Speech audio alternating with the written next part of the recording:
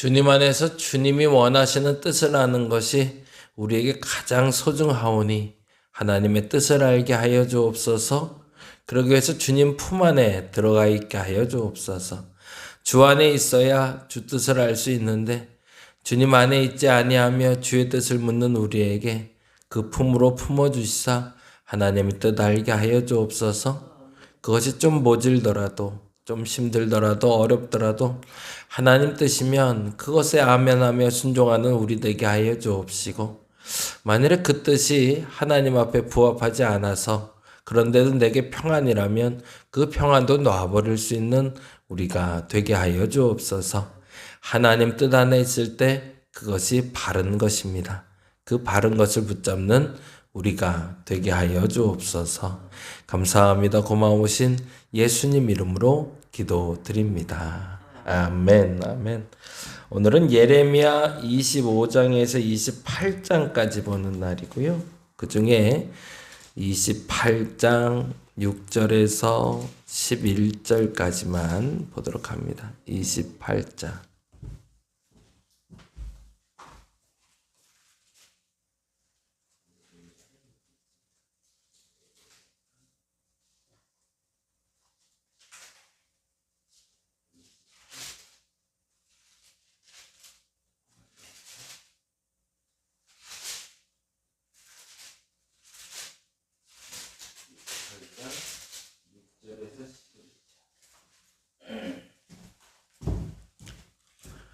28장 6절에서 선지자부터 시작되는 6절에서 11절까지 같이 한 목소리로 읽겠습니다. 선지자 예레미야가 말하니라. 아멘. 여호와는 이같이 하옵소서. 여호와께서 내가 예언한 말대로 이루사 여호와의 성전 기구와 모든 포로를 바벨론에서 이곳으로 되돌려 오시기를 원하노라. 그러나 너는 내가 내 귀와 모든 백성의 귀에 이르는 이 말을 잘 들으라. 나와 너 이전의 선지자들이 예로부터 많은 땅들과 큰 나라들에 대하여 전쟁과 재앙과 전염병을 예언하였느니라. 평화를 예언하는 선지자는 그 예언자의 말이 응한 후에야 그가 진실로 여호와께서 보내신 선지자로 인정받게 되리라. 선지자 하나냐가 선지자 예레미야의 목에서 멍에를 빼앗아 꺾고 모든 백성 앞에서 하나냐가 말하여 이르되 여호와께서 이와 같이 말씀하시니라. 내가 2년 안에 모든 민족의 목에서 바벨론의 왕 느부갓네살의 멍에를 이와 같이 꺾어 버리리라 하셨느니라 하매 선지자 예레미야가 자기의 길을 가니라. 아멘. 거기까지만 볼까요? 25장부터 오늘은 28장 말씀 보는 날이고요. 집에서 꼭 한번 읽어보시면 좋을 것 같습니다. 25장은 남유다가 심판받는다, 남유다가 멸망한다 라는 이야기를 시작을 해서 1절부터 14절까지 이야기해요. 그래서 70년 동안 남유다가 심판받고 결국에는 멸망하게 된다라는 얘기를 하고요. 15절부터 29절까지는 그 남유다뿐만 아니라 열방들도 멸망받을 수밖에 없다라는 얘기를 합니다. 그리고 30절에서 38절까지는 온 세상이 다 멸망받는다라는 이야기를 해요. 이렇게 진행됐을 때는 우리가 두 가지를 크게 깨달아야 되는데, 첫째는 선지자의 기도예요. 기도할 때 여러분은 제일 먼저 하는 기도가 뭘까요? 내게 가까운 사람을 위해서 기도할까요? 내게 먼 사람을 위해서 기도할까요? 나라와 민족을 위해서도 기도하고 교회를 위해서 기도하고 가족을 위해서 기도합시다. 그럼 먼저 뭐부터 하실래요? 우리는 좀 큰 사람이니까 나라와 민족부터 먼저 생각이 날까요? 그렇지 않거든요. 가족부터 생각나는 거죠. 그리고 가족부터 기도하기 시작하고요. 나라와 민족이 망해도 내 가족이 살면 내 가족을 살리기 위해서 기도하는 게 마땅히 우리의 태도 아닐까 싶어요. 예레미야도 마찬가지인 거죠. 멸망 자꾸 얘기하시니까 도대체 언제 멸망합니까? 그랬더니 언제가 중요한 게 아니라 누가 멸망하는 것이 중요하지 라는 얘기를 하시거든요. 그러면 누가 멸망합니까? 너희가 먼저 멸망할 거야. 그랬더니 예레미야가 억울했던 거죠. 왜 남유다만 멸망합니까? 아니야, 남유다만 멸망하는 게 아니라 열방들이 다 멸망할 거야. 다 심판받을 거야. 그러면 열방들, 우리 주변 국가들만 그렇게 멸망하는 겁니까? 그랬더니 아니, 온 세상이 다 멸망할 거야. 모든 백성들은, 모든 나라는, 온 세상은 하나님 손 안에 있어서 죄를 지으면 심판받는 게 당연한 거야 라는 얘기를 하시는 거예요. 그것이 첫 번째입니다. 우리의 기도의 폭이 그렇게 넓어지기를 간절히 바랍니다. 나를 위해서도 기도해야 되고요. 가족 위해서 기도하는 건 마땅한 겁니다. 그게 작은 기도고 옹졸한 기도 아닙니다. 나를 위해서, 우리 가족을 위해서 반드시 기도하셔야 됩니다. 매일 기도하시기 바랍니다. 매일 무슨 일이 어떻게 일어날지 아무도 몰라요. 그래서 우리 매일 기도해야 돼요. 그런데 나를 위해서 기도했다면 이제는 조금 좀 넓게 기도할 필요도 있죠. 교회를 위해서도 기도해 주시기 바랍니다. 그리고 나라를 위해서도 기도할 수 있어야 됩니다. 그게 선지자의 태도가 아니라 기도하는 사람의 태도죠. 근데 더 중요한 게 있어요. 이스라엘 백성들은 선민이기 때문에 자기들은 심판이 없을 거라고 착각했거든요. 근데 하나님은 그러거든요. 제일 먼저 니네부터 심판할 거야. 선민이스게 거꾸로 반대 생각인 거죠. 선민이기 때문에 특별히 보호해 주시고 선민이기 때문에 특별히 잘해 주시는 게 아니라 선민이라 여긴다면 첫 번째 본이 될 줄 알아야 된다는 거죠. 집안에서도 제일 먼저 예수 믿는 사람들이 있어요. 그 사람들이 제일 먼저 해야 될 일이 있습니다. 본이 되는 거죠. 맞아도 제일 먼저 맞는 거고요. 칭찬 들어도 제일 먼저 칭찬 듣는 겁니다. 특혜가 있을 거라는 착각 버리셔야 됩니다. 우리 가족에서 내가 제일 먼저 예수 믿었으니까 나만 복 받을까? 거짓말입니다. 그렇지 않습니다. 하나님 혼내시려면 제일 먼저 나부터 혼내실 겁니다. 교회에서 하나님이 문제가 발생해서 교회를 무너뜨리시려면 교회에서 제일 먼저 혼내는 건 누굴까요? 목사님부터 혼낼 겁니다. 왜요? 그 사람이 제일 어찌 보면 중요한 일을 하는 사람이니까. 그런데 나는 목사니까 난 살아남고 평신도들만 다 무너진다? 잘못된 생각인 거죠. 저와 여러분이 기도하는 사람이라면 이 두 가지를 반드시 기억하시기 바랍니다. 나를 위해서 기도해야 됩니다. 우리 위해서 오늘도 기도해야 됩니다. 그리고 나서 그 기도에 여력이 좀 남는다면, 기도의 깊이가 좀 넓어졌다면 가족과 교회와 그리고 나라를 위해서도 기도할 수 있어야 됩니다. 나라가 지금 어떻게 돌아갈지 모르는 상황으로 막 치닫고 있어요. 그래서 우리가 조금 더 깊이 집중해서 기도해야 될 것 같습니다. 근데 더 중요한 건 하나님이 심판하려 치면 누구부터 혼내실까요? 예수 믿는 사람부터 혼내실 겁니다. 그러니 더 긴장해야 되는 거죠. 그러던 차에 26장에 이르러서 26장에 이러한 말을 하고 다니는 예레미야가 미울 수밖에 없죠, 사람들은. 나라가 망한 데인데 누가 이 사람 말이 곱게 들리겠어요? 좀 그만 좀 해라. 맨날 망한다. 좀 좋은 얘기 없냐? 그랬더니 하도 예레미야가 그러고 다니는 사람들이 저거 죽여버리자고 얘기해요. 그냥 끝내버리자. 저 입 하나만 막으면 망한다 소리 안 듣는데 굳이 저거 살려놔서 뭐하냐, 죽여버리자라고 사람들이 얘기해요. 그러자 왕과 몇몇 장로들이 그럼에도 저 소리는 좀 들어야 되지 않을까 하면 살려두라고 이야기하는 게 26장 얘기가 됩니다. 왜 그랬을까요? 27장에 보면 다른 사람들은 다 복에 대해서 얘기하고 있었거든요. 복을 강조하고 괜찮을 것이다, 평안할 것이다. 그 얘기를 계속하고 있는데 예레미야는 이렇게 얘기했기 때문이죠. 27장 6절에서 8절.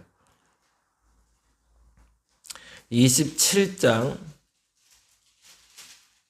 6절에서 8절에 보니 다음과 같이 이야기 나옵니다. 읽어봅니다. 이제 내가 이 모든 땅을 내 종 바벨론의 왕 느부갓네살의 손에 주고 또 들짐승들을 그에게 주어서 섬기게 하였나니 모든 나라가 그와 그의 아들과 손자를 그 땅에 기한이 이르기까지 섬기리라. 또한 많은 나라들과 큰 왕들이 그 자신을 섬기리라. 여호와의 말씀이니라. 바벨론의 왕 느부갓네살을 섬기지 아니하며 그 목으로 바벨론의 왕의 멍에를 매지 아니하는 백성과 나라는 내가 그들이 멸망하기까지 칼과 기근과 전염병으로 그 민족을 벌하리라 라고 되어 있습니다. 여기서 중요한 단어가 나오는데요. 멸망하리라 라는 단어도 중요하지만 7절 말씀이 중요합니다. 7절 말씀만 다시 한번 읽어볼까요? 7절에 뭐라고 되어 있죠? 7절 같이 읽겠습니다. 모든 나라가 그와 그의 아들과 손자를 그 땅에 기한이 이르기까지라고 되어 있어요. 기한에다가 줄을 좀 쳐놓죠. 기한. 모든 사람이 멸망하는데 모든 사람의 멸망의 기준이 있다는 겁니다. 그 기준이 뭐냐면 그의 아들과 손자가 그 땅에 기한이 이르기까지 섬기게 될 거래. 이 말에 우리가 좀 주목할 필요가 있는 거죠. 왜냐하면 바벨론의 속국이 돼서 식민지로 살아가는 것이 목적이 아니라는 얘기를 하는 겁니다. 이스라엘을 멸망시켜서 다른 나라로 넘기는 게 하나님의 목적이 아니라 그 기간 동안만 거기에 잠시 머물게 하는 게 목적이라는 거죠. 제가 그래서 최근에 이걸 깨달았는데 예레미야에게 왜 자꾸 심판을 얘기하며 이스라엘이 멸망할 거고 바벨론으로 들어가라고 그랬을까? 그래서 계속 저도 그 생각만 했거든요. 일제시대 생각하면서 일제시대 때 일본에 항복해야 됩니다 라고 얘기하는 건 이거 말도 안 되잖아요. 그리고 거기에 충성해야 됩니다. 이건 진짜 매국이잖아요. 근데 그걸로만 자꾸 해석했는데 반대 생각이 들었어요. 그게 뭐냐면 이스라엘 지도자들이 너무 못난 거예요. 그들을 떠나라는 얘기입니다. 사실은 그들의 가르침을 받는 한 더 이상 하나님의 뜻을 분별할 수 없으니 차라리 그들의 곁을 떠나서 스스로 하나님을 만나라라고 얘기합니다. 왜 그런 해석이 가능했냐면 이때까지만 해도 이스라엘 백성들은 성전 중심의 신앙이었거든요. 오직 예루살렘만 붙어 있으면 하나님이 도와주실 거고 예루살렘에서 기도하면 하나님이 응답하실 거고 그래도 나는 예루살렘 성전을 버티고 있으니 우리는 살 거라고 착각했거든요. 그러자 하나님이 그걸 완전히 무너뜨려 버리세요. 잘못 섬기는 거죠. 예루살렘 성전을 섬기는 게 아니니까. 그리고 나서 이때부터 회당 문화가 만들어집니다. 회당 문화는 뭘까요? 각 10명에서 15명씩 조금씩 모여 앉으려는 겁니다. 그리고 매일 하나님의 말씀을 묵상하고 암송합니다. 그 중심에는 레위인과 제사장이 있지 않습니다. 아버지가 있습니다. 그리고 장로님들이 계십니다. 집안의 어른이 서서 집안의 어른이 하나님의 말씀을 해석해 주라는 겁니다. 그리고 그 말씀에 대해서 바르게 자녀들을 교육하고 나면 그 기간이 차면, 더 정확히 말하면 바른 교육이 완성되면 그때 다시금 예루살렘으로 불러들이겠다고 약속하시는 겁니다. 다른 말로 하면 잘못된 지도자들의 그 엉터리 지도를 받지 말고, 이 말이 저는 되게 무섭게 들렸어요. 교회가 하는 행동들이나 행태들을 봤을 때 이 교회가 하나님 뜻에 부합하지 않으면 교회를 무너뜨리시겠다는 거죠. 그리고 교회 아닌 또 다른 소위 선교단체 형태의 모임을 만들어서 거기서 건강한 신앙을 키워서 다시금 교회가 바로 설 수 있도록 도와주시겠다는 얘기하고 똑같은 얘기를 하는 거죠. 그 정도까지는 가지 말아야 되는데 근데 사람의 악함이 거기까지 갈 수 있다라고 얘기하는 것이 27장의 얘기가 됩니다. 그러자 조금 눈치를 봤던 사람이 하나 있는 것 같아요. 그래서 그 눈치를 봤던 하나냐라는 예언자가 다음과 같은 예언을 28장에 하게 됩니다. 28장 2절 말씀 뭘까요? 28장 2절에 보니 하도 이렇게 예레미야가 얘기하고 나니까 그래 맞아 그런가? 그러고서 계속 기도하던 사람 중에 하나가 그런 깨달음은 얻었던 것 같아요. 아, 잠시 떠나는 건 맞는 것 같다. 그런데 이렇게 깨달았대요. 2절 3절 읽어볼까요? 만군의 여호와 이스라엘의 하나님이 이같이 일러 말씀하시기를 내가 바벨론의 왕의 멍에를 꺾었느니라 라고 얘기하세요. 그건 무슨 말이에요? 바벨론 왕도 멸망하리라. 그건 예레미야도 알고 있었죠. 그런데 더 중요한 건 그 기간이 언제냐는 겁니다. 3절에 보니까 뭐라고 되어 있죠? 내가 바벨론의 왕 느부갓네살이 이곳에서 빼앗아 바벨론으로 옮겨간 여호와의 성전 모든 기구를 2년 안에라고 돼 있어요. 거기다 줄 쳐놓을까요? 2년 안에. 이 사람은 하나님의 말씀을 받았는데 2년 안에 이스라엘이 회복되리라고 봤대요. 예레미야는요. 25장으로 가볼까요? 25장 11절입니다. 25장 11절 12절. 같이 읽어보죠. 11절. 이 모든 땅이 폐허가 되어 놀랄 일이 될 것이며 이 민족들은 70년 동안 바벨론 왕을 섬기리라. 예레미야 몇 년이요? 70년을 얘기했거든요. 그러면 누구 말을 듣고 싶으세요? 2년 만에 들어온다는 사람의 말을 듣고 싶죠. 그래서 예레미야도 다음과 같이 이야기하는 게 6절입니다. 28장 6절로 다시 가보죠. 28장 6절로 가니 6절에 이렇게 얘기합니다. 선지자 예레미야가 말하니라. 아멘. 여호와는 이같이 없으며 그래요. 좀 2년 만에 돌아오면 나도 참 좋겠다 라고 얘기하는. 근데 그것이 하나님의 뜻이 아니다라는 얘기를 하고 싶은 거죠. 우리가 하나님께 뜻을 구하는 이유는 평안을 위해서가 맞습니다. 복을 얻기 위해서도 맞고요. 누리기 위해서도 맞습니다. 근데 중요한 건 우리가 편하려고 기도하는 게 아니라 하나님의 바른 뜻을 아멘으로 받기 위해서 기도하는 겁니다.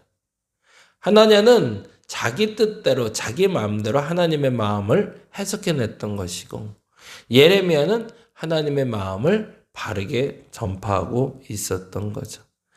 기도하시는데 기도의 목적과 이유를 분명히 할 수 있는 저와 여러분 되시기 바랍니다. 오늘은 그래서 그렇게 기도했으면 좋겠는데요. 하나님께 기도하는 사람은 하나님께 응답받습니다. 그건 분명합니다. 하나님은 우리에게 응답해 주십니다.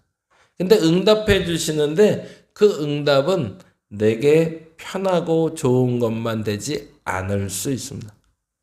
그리고 내 뜻에 부합한 것으로만 응답하지 않을 수 있습니다. 그때 우리는 물을 수 있습니다. 그게 바른 것입니까? 라고요. 그게 맞습니까? 그게 바른 것입니까? 라고 물으셔야 됩니다. 그리고 만일에 2년이 아니라 70년이 맞다라고 하면 거기에 아멘 할 수 있어야 됩니다. 저와 여러분이 그 믿음이 생기실 수 있기를 간절히 바랍니다. 그것이 옳은 것이기 때문에 그렇습니다. 하나냐는 어떻게 됐을까요? 마지막에 이렇게 결론이 납니다. 15절부터 17절 읽고 끝낼게요. 15절 17절 읽어봅니다.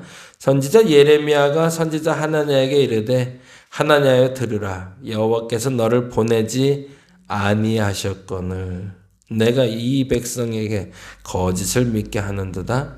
그러므로 여호와께서 이와 같이 말씀하실 때 내가 너를 지면에서 제하리니 내가 여호와의 패역한 말을 하였음이라 내가 금년에 죽으리라 하셨느니라 하더니 선지자 하나냐가 그해 7째 달에 죽었더라 라고 되어 있어요. 그 뜻도 그 내용도 보지 못하고 결국엔 사망하고 만 거죠. 저와 여러분은 어떤 기도를 하시고 어떤 응답을 받으시나요? 그 응답에 부합한 아멘 할 수 있는 저와 여러분이 되시기를 간절히 바랍니다. 기도하겠습니다. 무서운 일입니다. 생각보다 하나님 뜻을 분별하는 건 참 무서운 일입니다. 그럼에도 불구하고 하나님이 맞다 하는 것을 말할 수 있는 우리가 되게 하여 주옵소서. 내 생각에 맞을 것 같아서 전하는 것이 아니라 하나님 뜻에 맞다라고 여길 때 그 말을 전할 수 있는 우리가 되게 하여 주시옵소서. 감사합니다. 고마우신 예수님 이름으로 기도드립니다. 다 같이 기도하고 돌아가도록 합니다.